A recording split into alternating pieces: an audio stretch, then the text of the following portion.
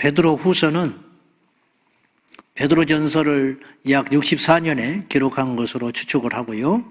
그 후에 약 2년의 세월이 흐른 후에 66년경에 베드로 후서가 기록되어져 있습니다. 알다시피 66년경은 바울이나 베드로가 순교했던 그 시점입니다. 그러니까 베드로 후서는 베드로가 순교하기 직전에 남긴 마지막 서신서라 이렇게 볼 수 있습니다. 근데 마지막이라고 여기지 수 없을 만큼 담대하고 또 지식이 아주 영적으로 깊은 그러한 하나님의 말씀입니다. 오늘 또 이 아침에 이 말씀을 통하여 저와 여러분이 은혜 받기를 원합니다. 자, 신앙이라는 건 저도 신앙생활을 하는 사람, 여러분도 신앙을 하지만은 그렇게 간단한 게 아니잖아요. 어느 한 목록만 있다고 해서 되는 게 아니에요. 근데 오늘 그 말씀이 감탄이 나올 만큼 우리의 신앙을 완전하게 하기 위해서 구비해야 할 것이 무엇인가, 그런 것에 대해서 정확하게 오늘 말씀을 통하여 우리에게 가르쳐 주십니다. 자, 5절 봅시다. 5절부터 우리 7절까지 보겠습니다. 다 같이 시작. 그러므로 너희가 더욱 힘써 너희 믿음의 덕의 지식의 절제를, 절제의 인내를, 인내의 경건의 형제 우애의 사랑을 더하라. 근데 이런 것들이 이제 말씀을 하면서 왜 이래야 되냐? 왜 이런 것들이 필요하냐? 그것은 곧 4절인데요. 자, 보겠습니다. 그러므로라는 말이 아까 5절이 나왔잖아요. 그러므로 이러이러한 것들을 너희들이 가져야 되는데 무엇 때문에 가져야 되냐? 자, 4절 한번 다시 보겠습니다. 시작. 이로써 그 보배롭고 지극히 큰 약속을 우리에게 주사 이 약속으로 말미암아 너희가 정욕 때문에 세상에서 썩어질 것을 피하여 신성한 성품에 참여하는 자가 되게 하려 하셨느니라. 신성한 성품에 참여한다는 것은 신앙이 성숙되고 성화된다는 거예요. 구원은 단번에 이루어집니다. 우리가 경험해 봤지만 태어나는 건 한순간에 태어나요. 자고 못해서 쑥 태어나는 것이지 막 10개월에 걸쳐서 태어나진 않아요. 만들어지는 기간이 10개월이지 나오는 것은 진통도 뭐 몇 시간씩, 길게는 뭐 하루씩 이렇게 겪는다고 하시지만은 나오는 것은 순간이에요. 쑥 나와버리라고. 우리 애를 보니까 그렇더라고요. 순간 나와버리더라고. 짐승도 나올 때 쑥 나와버리는 거예요. 그러니까 태어나기 전에 작업이 엄청나게 오래 걸리고 태어난 다음에 성장하는 것이 시간이 걸리지 태어나는 건 순간이라고요. 거듭나는 것은 어느 한 시점이에요. 어느 예배 때 우리가 거듭나요. 근데 우린 잘 몰라요. 기억나는 사람도 있지만 그 언저리쯤 내가 주님 만난 것 같다, 거듭난 것 같다, 그렇게 표현하는 것이지 정확히 몇 날 몇인지를 모르는 사람이 대부분이에요. 이제 구원파는 그걸 가지고 이제 공격을 해가지고 구원 받았냐, 받았다, 언제 받았냐, 몇 날 몇 시에 받았냐, 그런 것에다가 시에다가 시간에다가 경험에다가 초점을 맞추는데 그건 우리에게 사실은 그것보다도 중요한 것은 내가 거듭난 사람이냐가 중요한 거예요. 그렇죠, 여러분? 거듭난 사람이냐, 믿음의 사람이냐, 내가 천국 갈 수 있는 준비가 되어 있냐, 하나님 인정하는 내 믿음이냐, 이것이 중요한 것이지 그날과 그 시가 왜 그렇게 중요하냐면 그래서 이단인 거예요. 그걸로 공포감을 조성하고 사람들을 미혹하는 것이죠. 아무튼 간에 거듭나는 건 순간인 것 같아요. 어느 시점에 한날에 한순간에, 물론 그 거듭나기 위해서 하나님의 작업이 많이 계셨어요. 우리를 택하셨고 부르셨고 인도하셨고 만나게 하시고 그런 것이 있었지만 거듭나게 한 시점은 어느 한 계기라고요. 그리고 거듭난 다음에도 그때는 펄펄 뛰고 좋고 감사하고 영적 환희가 느껴지지만 또 일상으로 돌아가면 여전히 고난이 있고 아픔이 있고 상처가 있고 하기 때문에 헤쳐나갈 일들이 너무 많아요. 태어났지만 앞으로 해야 할 일이 너무 많잖아요. 성장하기 위해서 이걸 성장통이라고 하지 않습니까? 믿음도 마찬가지라는 거예요. 그래서 우리가 신성한 성품에 참여하기 위하여 성화와 성숙을 이루기 위하여 다음과 같은 것들이 필요하다. 그러면서 아주 중요한 말씀을 하셨어요. 첫째, 믿음의 덕이 필요하다. 그래서 이제 데살로니가 이제 전서 1장 3절 같은 경우도 사도 바울이 데살로니가 교회에 어떤 말을 하냐면 이런 말을 해요. 믿음에는 역사가 일어난다. 그래서 믿음의 역사, 믿음의 행위가 있어야 한다 이런 뜻이에요. 행위, 역사라는 말은 우리가 무심코 많이 써요. 그렇잖아요? 믿음의 역사, 역사해 주십시오 이런 말을 하는데 세상에는 그런 말을 잘 안 써요. 역사라는 말은 행한다는 뜻이에요. 어떤 일이 일어난다는 뜻이에요. 역할 역자에 그 다음에 일사자예요. 그래서 역사, 그래서 믿음의 역사, 믿음에는 어떤 일이 일어나야 한다 그런 뜻이고, 바울이 또 연이어서 뭐라고 그러냐면 사랑의 수고 그렇게 이야기해요. 사랑에는 말만 하면 안 되는 거다. 사랑에는 수고가 따른다. 대가가 따른다. 그리고 예수 그리스도에 대한 소망, 이렇게 세 마디를 했어요. 믿음에는 역사가 있어야 하고, 사랑에는 수고가 있어야 하고, 예수 그리스도를 바라볼 때는 소망이 있어야 한다. 아주 중요한 말을 하셨죠. 이런 것처럼 오늘 본문에서도 역시 믿음에는 덕이 따른다. 믿음은 강력합니다. 다윗이 골리앗을 떨어뜨릴 만큼 믿음이 강력한 거예요. 엘리야가 하늘에서 불을 낼 만큼 믿음에는 엄청난 일이 따라요. 우리가 믿으면요, 그 믿음이라는 게 겨자씨알 만한 믿음만 있으면 산이 바다에 움직여진다고 주님 말씀하셨어요. 그런 일을 누가 하겠습니까? 지금도 믿음에는 엄청난 역사가 일어나요. 그 믿음의 역사가 우리의 것이에요. 근데 이것이 칼인데 베드로도 엄청난 역사를 이뤘을 거예요. 죽은 자 살리고 귀신 일으키고, 성경에 다 낱낱이 기록하지를 못해서 그렇지, 사도들이 나갈 적에 베드로가 갈 때에 그의 그림자만 덮여도 내가 낫겠다라고 길거리에 가서 기다리고 있는 사람이 있었어요. 베드로가 굉장히 이렇게 바쁘고 많은 사람 가운데, 그러니까 가서 직접 만나지도 못할 만큼 그만큼 많은 사람들이 모여들어서 베드로에게 기도를 한번 받는 것이 소원인 사람이 있었다는 거예요. 그의 지나갈 때 그림자만 덮여도 내가 낫겠다.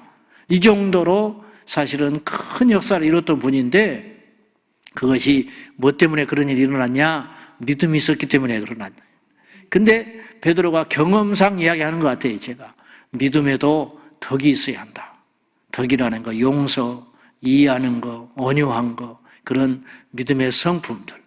저도 그렇고 여러분도 그렇고 우리 주변에서도 교회 안에서도 보면 어느 때 믿음이 있어요. 믿음이 있는데 왠지 가까이 가기가 꺼려지는 사람이 있어요. 옳은 소리만 해요. 맞는 말만 해요. 그런데 왠지 가까이 가기가 꺼려져. 나타나면 부담스럽고 오금이 저리고 왠지 그런 사람. 그게 왜 그러냐? 덕이 없어서 그렇다. 그러니까 거듭나기는 했는데 덕이 없는 거예요. 이 덕은 믿음의 역사 뒤에 따라오는 덕목이라는 거예요. 근데 믿음만 있고 덕이 없으면 어떡하냐? 칼만 휘두르고 다니는 거예요. 틀린 말은 아니에요. 하늘에서 불은 내려요. 죽은 자도 살릴 수 있어요. 그러나 그 사람을 살릴 수는 없어요. 영적으로 살리기는 힘들 수도 있다. 그래서 저나 여러분이 앞으로 예수 안에서 언제까지 우리가 주님 맞이할 때까지 믿어야 하겠지만은 믿음의 덕이 있기를 축복합니다. 믿음의 덕이 있어야 그 믿음이 빛을 발한다는 거예요. 믿음이라는 건 결국은 살려야 되는 것인데 덕이 없으면 무기만 된다는 거예요. 믿음의 덕의 지식을, 그 덕만 있어. 좋기만 한 거야. 부드럽고 온유하고 사람만 좋기를 해. 근데 지식이 없으면 어떡하냐? 마귀에게 이용당하는 것이죠. 희롱당하는 거예요. 조롱당하는 거예요. 죽 써서 자꾸만 남을 주는 거죠. 그래서 세상 흘러가는지를 몰라요. 믿음도 있고 덕도 있고, 그래서 교회 안에서만 강자가 되는 거예요. 밖에 나 세상 돌아가는지를 몰라. 무슨 일이 어떻게 일어날지를 몰라. 그래서 지식이 있어야 돼요. 영적 지식, 세상적 지식, 사회적 지식, 어떤 그런 지식들이 있어야 돼요. 하나님이 그때그때마다 주시는 지식이 있어야 돼요. 이 성경을 볼 때도 지식이 있어야 돼요. 지식이 있어야 눈이 열리는 거예요. 영적인 눈이 열려서, 까막 눈이 열려서. 여러분 생각해 봐요. 사람만 좋아. 재산도 있어, 힘도 있어, 능력도 있어, 지혜로워. 근데 아는 것이 없어. 그러면 이용당하기 쉽다는 거예요. 믿음의 덕을 가졌으면 지식을 가져라. 그런데 이 지식에도 더하여 절제가 있어야 한다. 안다고 다 말하지 마라.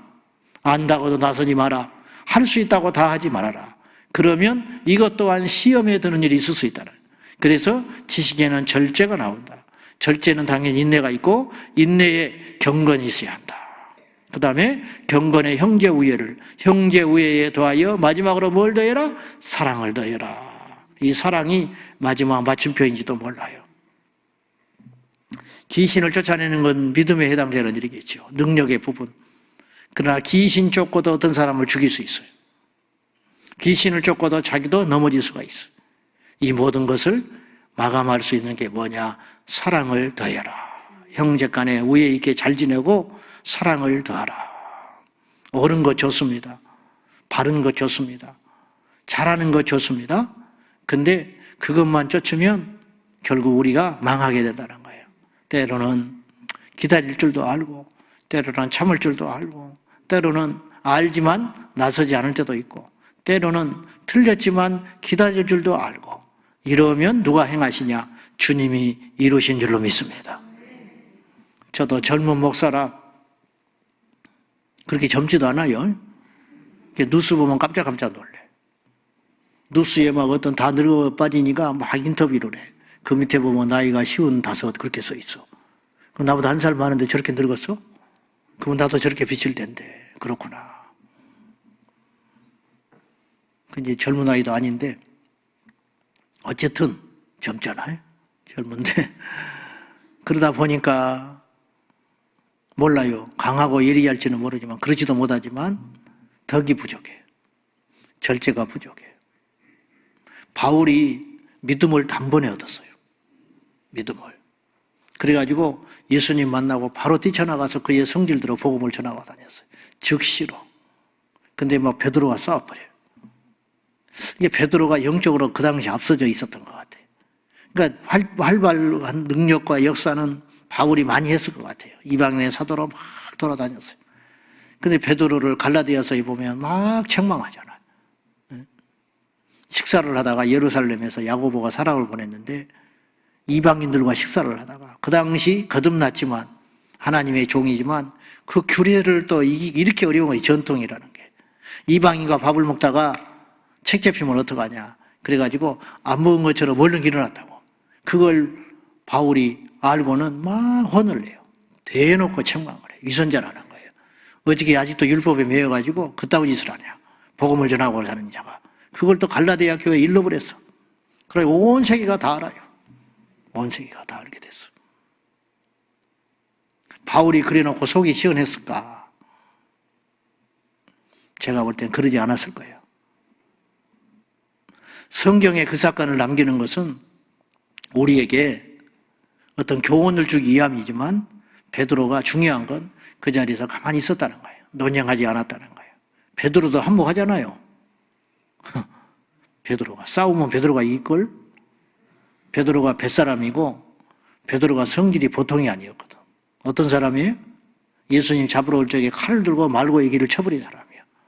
예수님 붙여졌잖아요. 죽을지라도 안 떠난다고. 의리의 사나이. 딱 그림이 그려지잖아요. 그런 베드로가 성령 받고 복음을 전하고 하나님의 일을 행하면서 깎여져 가는 거예요.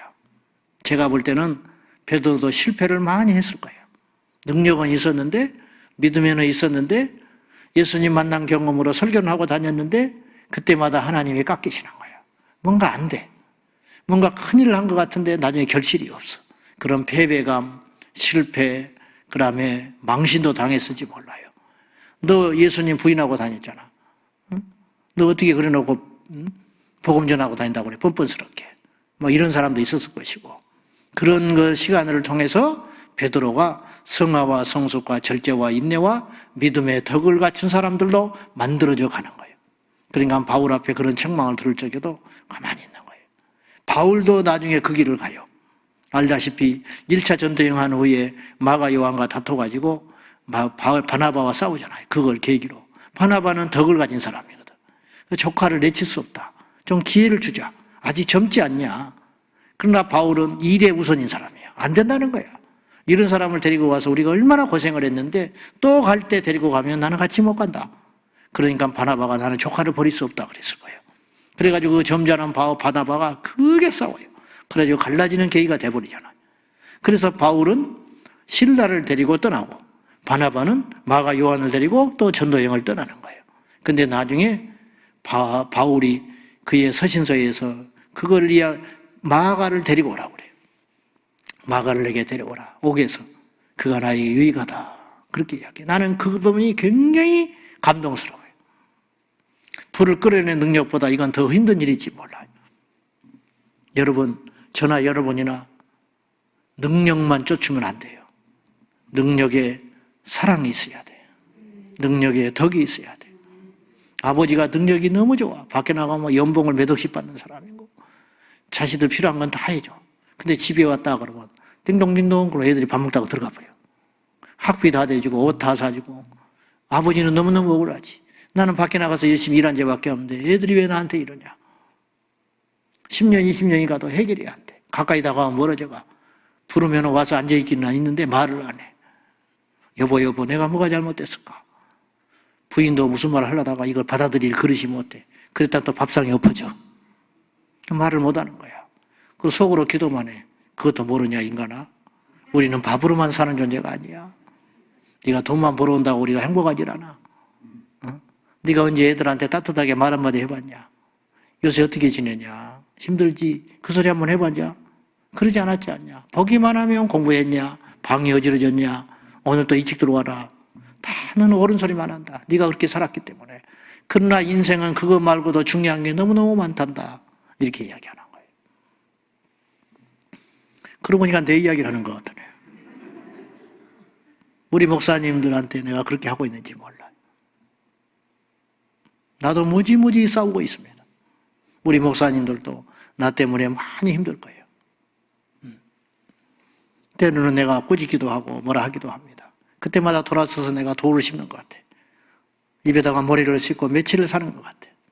그래, 내가 그런다고 되는 것도 아니고 내가 다 옳은 것도 아닌데 저분들이 다 달란트가 있고 하나님 앞에 일하는 것인데 어떻게 해야 되나. 어떻게 해야 되나. 내가 아직도 모르구나. 그러면서 돌아서서 또 후회하고 그렇게 살아가요. 이런 말 자체도 저분들한테 무례한 말이지만은 그렇게 살더라 이 말이죠. 여러분 별것 없습니다. 결국은 사랑인 것 같아요. 믿음으로 시작하여 사랑으로 끝나는 거. 그렇잖아요. 바울이 나중에 제가 볼 때 능력 못 행했을걸요? 이제 나이도 들고 기력도 빠지고. 근데 점점 뭐는 있냐? 예수님 형상 닮아가는 거죠. 뭔가 능력이 있어서가 문제가 아니라 그냥 그 존재 자체로. 이게 영적 고수가 돼가는 거지. 저와 여러분이 그리하기를 축복합니다. 야, 어디서 이렇게 좋은 냄새가 나지? 그 사람이 와서 앉아 있는 거예요. 뭐 왔다, 뭐 굿모닝, 뭐 소란을 떨지 않아도 왜 이렇게 오늘 분위기가 좋지? 그 사람이 있다는 거예요. 그 사람이. 그건 왜 그러냐? 능력 때문에 그러는 게 아니잖아요. 사랑 때문에 그러는 거 아니에요. 그렇게 성숙을 향하여 가야 되는데도 불구하고 그렇지 못한 사람이 있더라. 오늘 성경에는 이걸 맹인이라고 그랬어요. 맹인. 9절 가봐요. 시작. 이런 것이 없는 자는 맹인이라. 멀리 보지 못하고 그의 예체가 깨끗하게 된 것을 잊었느니라. 이런 것이 없는 사람. 믿음의 덕을 덕에, 지식을 지식의 절제를, 절제의 인내를, 인내의 경건을, 경건의 형제우애를, 형제우애의 사랑을, 이런 것들이 없는 사람. 성숙하지 않아. 성장하지 않아. 다시 한번 이야기합니다. 저나 여러분은 성숙해져야 됩니다. 영적으로 성장해야 돼요. 태어난 대로 그대로 있으면 어떡해. 10살, 20살이 됐는데 기저귀 차고 돌아다니면 어떡할 거예요. 밤에 오줌이나 싸면 어떡할 거예요. 부모의 근심이지. 우리가 거듭났고 구원받았어요. 천국은 가. 그렇지만 아무것도 못해. 끊임없이 남의 도움이나 받아야 되고 기도나 받아야 돼. 이제는 기도를 해줘야지. 응? 이제 그 성질 그만 받아주게 해야지. 이제 성질 내고 문제 일으키는 사람 수습도 하고 다녀야 할 거 아니에요? 계속 문제 일으키고 성질 부리고 주변 사람들한테 불편하게 만들고 걱정거리가 되고 근심거리가 되고 아이고 저 사람 때문에 또 그런 다음에 또 뭔 일이 일어났다며 이게 문제가 심각하다는 거예요. 그런 주님의 근심덩어리가 되지 말고 교회의 근심덩어리가 되지 말고 그 근심덩어리를 치워주고 해결해 주는 자가 돼야 되지 않냐 이 말이죠. 근데 그러지를 못한다. 왜? 첫째, 멀리 보지 못한다. 영적 맹인. 그 다음에 그의 예체가 깨끗하게 된 것을 잊어버렸다. 자기도 용서받았어요. 우리의 과거의 모든 죄가 주님 앞에 용서받았어요. 근데 그걸 잊고 살아요. 그것을. 그래서 10절에 다 같이 시작. 그러므로 형제들아 더욱 힘써 너희 부르심과 택하심을 굳게 하라. 너희가 이것을 행한즉 언제든지 실족하지 아니하리라. 그러므로 힘써라 그랬어요. 힘써. 뭘 힘쓰느냐? 성장하기를 힘써라. 말씀을 통하여 실천하려고 힘써라. 들었으면 행하라 이거야. 들었으면.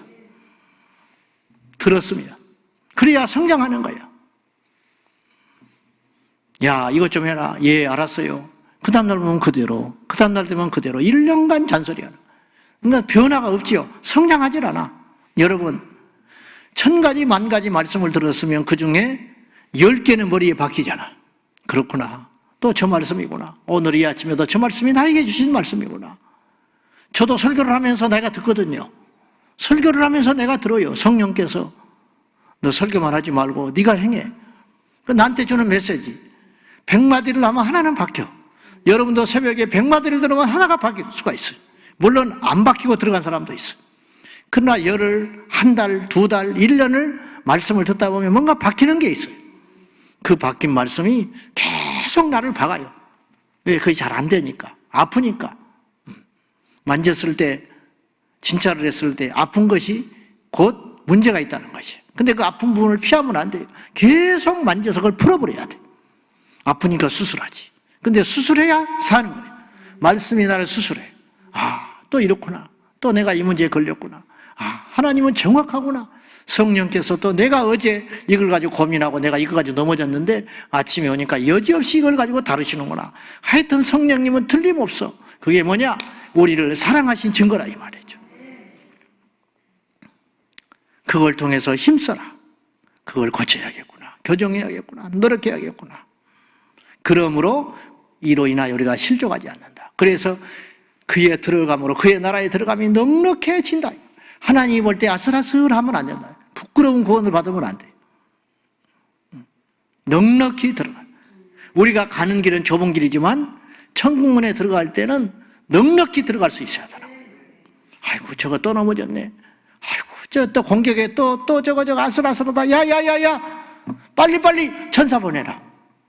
빨리 주의 종을 보내라. 빨리 옆에 있는 사람 보내라. 저거 제대로 두면 큰일 난다. 저거 또 얼마 전에 또 제 얘가 넘어지려더니 또 그 옆에 간다.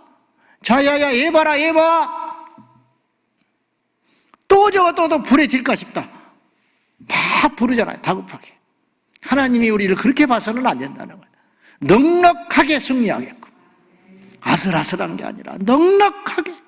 시험이 왔다. 넉넉하게 이겨버려야지.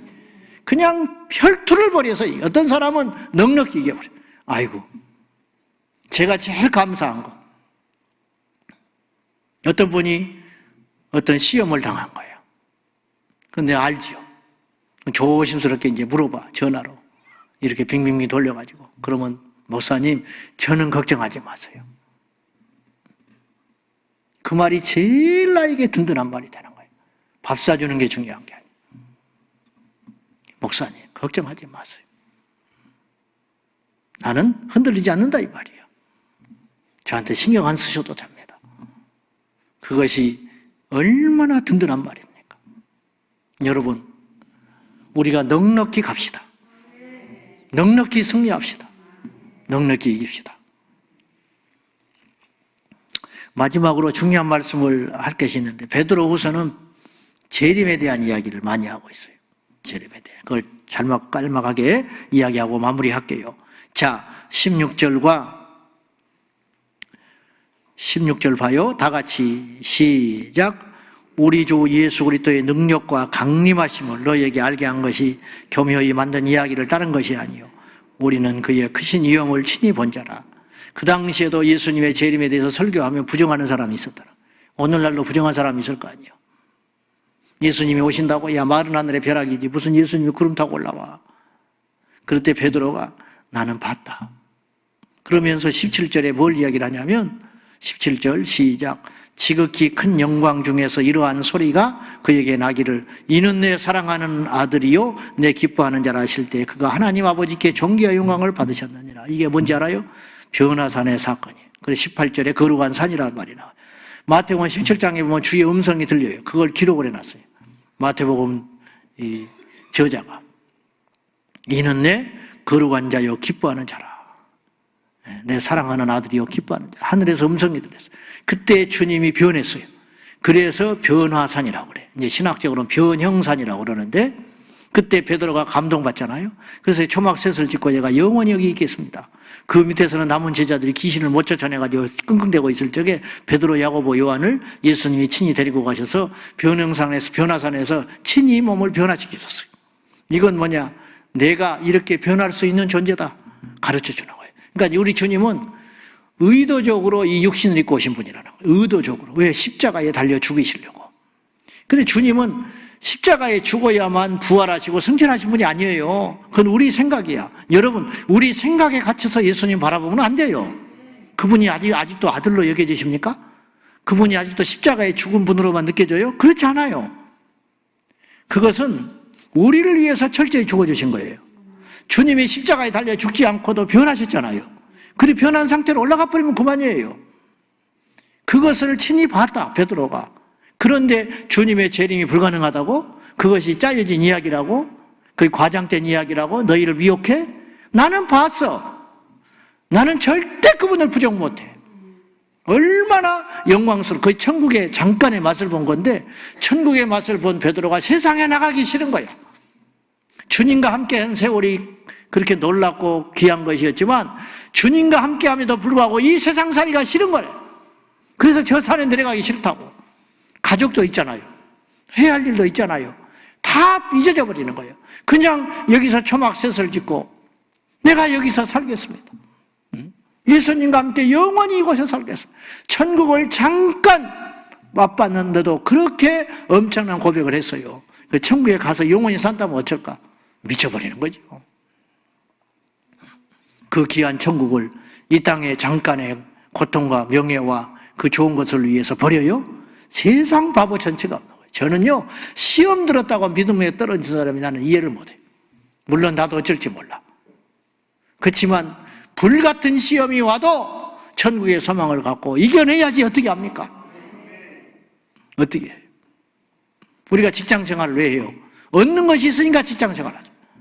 여기서 그 멀리까지 출퇴근하고 가서 또 좋습니까? 상사의 눈치도 볼 때가 있고. 그런데 가는 거예요. 어찌어찌 가다 보니까 몇십 년을 다녔어. 나 어떻게 그렇게 다녔는지 모르겠네. 무엇이 그 원동력입니까? 가족의 부양. 그런데 천국의 그 소망, 천국에 들어갈 걸 위해서 우리가 못 견뎌요? 한마디로 믿음이 없다는 거예요. 그래서 정확하게 나는 분명히 봤다. 우리 주 예수님은 반드시 땅에 다시 오신다. 그분이 변했잖아요. 그러면 그분이 공중에서 오는 게 뭐가 어렵냐 이 말이에요. 여러분, 아직도 혹시라도 한두 분이라도 예수님의 재림에 대해서 의심하거나 지식으로 하는 분이 있습니까? 혹시라도 이만큼이라도 의심까지는 아니지만 그런다고 하기는 하지만 왠지 그런 마음이 있나요? 오늘 말씀을 보시오. 예수님이 변화에서는 변화되는 걸 나는 봤다. 그래서 베드로가 기꺼이 순교하는 거예요. 순교하는데도 불구하고 전혀 두려워하거나 의심이 있거나 갈수록 더 확신에 차는 거예요. 바울도 그렇고 베드로도 그렇고. 왜냐? 믿음에 확고한 확신이 있었기 때문에 그 길을 버리지 않았다는 거예요. 기억하십시오. 우리 주님 다시 오십니다. 여러분, 주님이 공중에서 오시는 게 뭐가 어려워? 홍해를 가르시고 하늘에서 불을 내리시고 이 우주 만물을 말씀 한마디로 창조하신 분이 천사들을 대동하여 죽은 자를 부활시켜가지고 앞서 대동하면서 오시는 것이 뭐가 어렵냐 이 말이에요. 우리가 변하는 게 뭐가 그분께 어렵겠어? 휴거가 왜 어렵냐고. 왜 그것이 안 일어나겠냐고. 우리도 변화되고 주님도 변화돼서 오시고 저 공중에서 도킹하는 도킹. 주님 만나는 날 온다 이 말이죠. 우리가 죽어서 그분을 만나든지 살아서 그분을 만나든지 둘 중에 하나.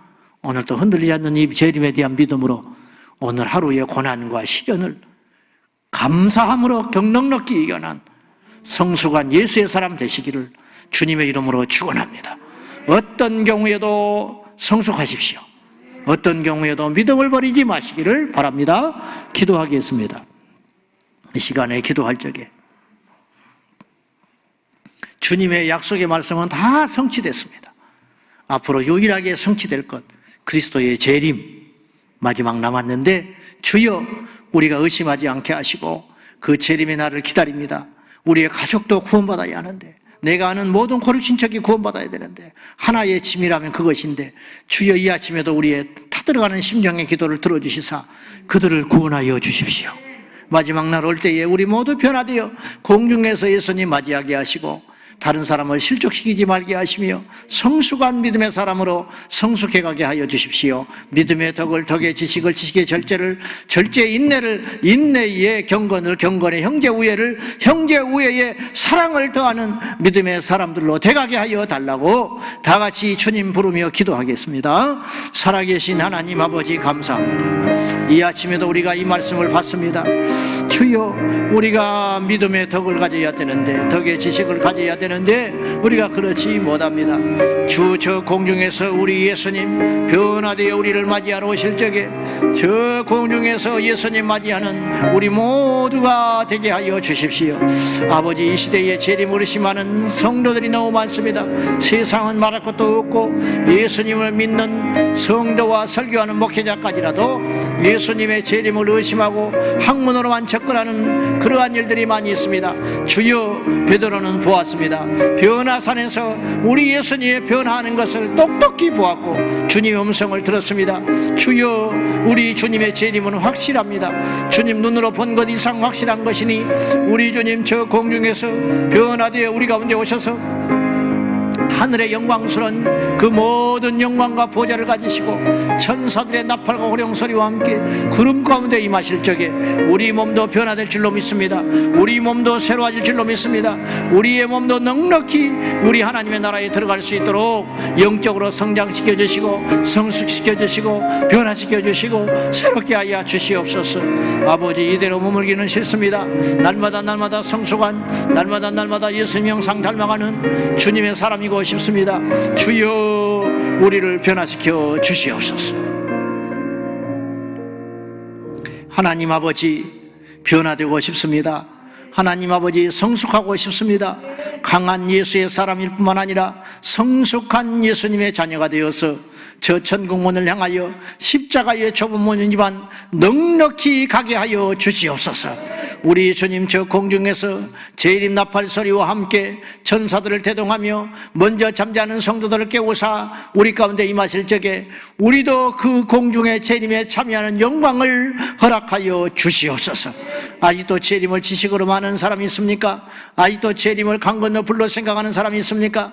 아직도 재림을 그렇겠지라고 생각하는 사람이 있습니까? 주여 우리의 잠자는 영혼을 깨워주사 무엇이 제일 급한지 무엇을 제일 우선순위로 두어야 할지 알게 하여 주셔서 오늘이라도 우리 주님 저 공중에서 임하실 적에 부끄럽지 않게 깨어있는 모습으로 예수님 만날 수 있도록 도와주시옵소서. 우리 제자광성의 우리 온 식구들과 오늘 예배에 참여하는 모든 성도들 단 한 사람도 주님 오실 적에 넘어지지 아니하고 버림받지 아니하고 남겨진 자가 있지 아니하고 저 공중에서 예수님 맞이할 수 있는 은혜를 허락하여 주옵소서. 예수님의 이름으로 간절히 기도하옵나이다. 아멘. 주여 살아계신 하나님 아버지 날마다 깨어있게 하시고 날마다 공중에 임하실 우리 주님을 기다리게 하시고 한시도 깨어있지 않게 하시고 의심하지 않게 하시고 오늘 우리 주님 만나면 어찌할꼬 날마다 깨어있는 우리 모두가 되게 하소서.